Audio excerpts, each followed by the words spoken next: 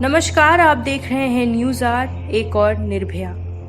16 दिसंबर 2012 ये वही तारीख है जब देश की एक बेटी की इज्जत देश की राजधानी दिल्ली में लूटी गई थी। सिर्फ इज्जत ही नहीं, उसके साथ ऐसी हैवानियत हुई थी जिसके बारे में सुन के आज भी रोंगटे खड़े हो जाते हैं। उस वक्त भी देश में आक्रोश उठा था इंसाफ का, लेकिन किसी ने सरकारों को इतना नहीं झकझोरा कि वो इन बेटियों की रक्षा कर पाए।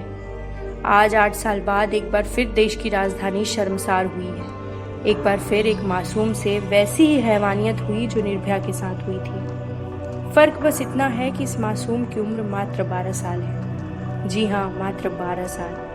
बीते मंगलवार को राजधानी दिल्ली के पश्चिम बिहार इलाके में एक 12 वर्षीय मासूम बच्ची के साथ दुष्कर्म हुआ। इतना ही नहीं, आरोपी ने दुष्कर्म के बाद बच्ची को जान से मारने की भी कोशिश की।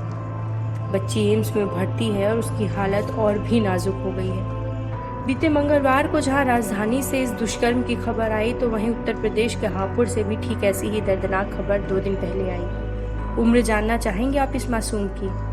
6 साल है। हाँ, सिर्फ 6 साल की बच्ची से हैवान ने दुष्कर्म किया और उसका ऐसा हाल किया है कि डॉक्टर भी हैरान है। मासूम की चोटें इतनी हैं कि सर्जरी करना मुश्किल है। शनिवार को सफल ऑपरेशन कर बच्ची के शरीर से आंत निकालकर मलमूत्र के लिए दूसरा रास्ता बना दिया गया है। मासूम बेटियों से ऐसी हैवानियत करने वाला एक आरोपी तो पुलिस गिरफ्त में है, लेकिन एक अभी भी फरार है। वहीं दोनों मासूम जिंदगी और मौत के बीच की जंग लड़ रही हैं। सर्जरियों का दौर चल रहा है। माना जा रहा है कि इस नाजुक हालत में इन दोनों की और सर्जरी होंगी।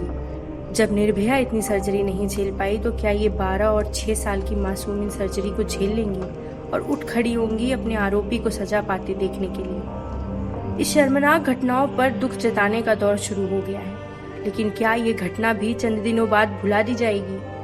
निर्भया के केस के बाद ये कहा जा रहा था कि अब देश की बच्चियां सुरक्षित रहेंगी। क्या ऐसे सुरक्षित रखेंगे हम अपने देश की बेटियों को?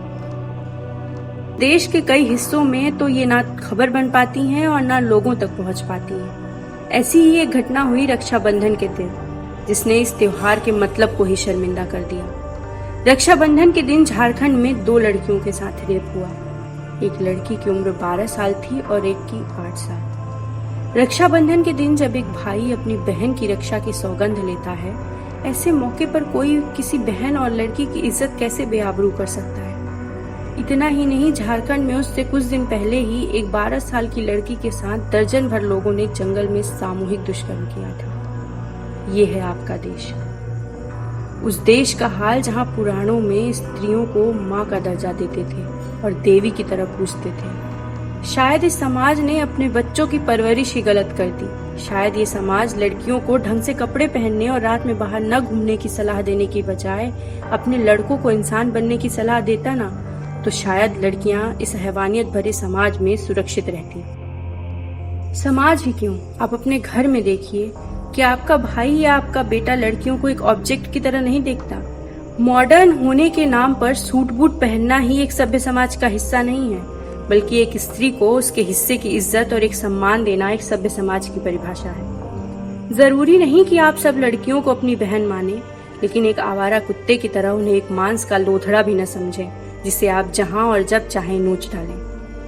देश में मर्यादा पुरुषोत्तम राम का भव्य मंदिर बन रहा है। पूरा देश इसका समर्थन कर रहा है, खुश है। लेकिन क्या आप में राम जैसे गुण हैं? क्या आप जिस भगवान के मंदिर के लिए इतने खुश हैं, उनके एक भी आचरण को अपनी जिंदगी में उतारते हैं? अगर नहीं, तो आपसे एक महिला और स्त्री होने के नाते ये गुजारिश है कि श्री राम के आचरण को अपनी जिंदगी में उतारिए। तब आप भेड़िए से इंसान बन पाएंगे और ये देश और समाज स्त्रियों के रहने लायक बनेगा। तो दोस्तों, आप देख रहे थे न्यूज आर। आपको ये वीडियो कैसे लगा हमें कमेंट बॉक्स में जरूर बताएं और हमारे चैनल को सब्सक्राइब करना ना भूलें।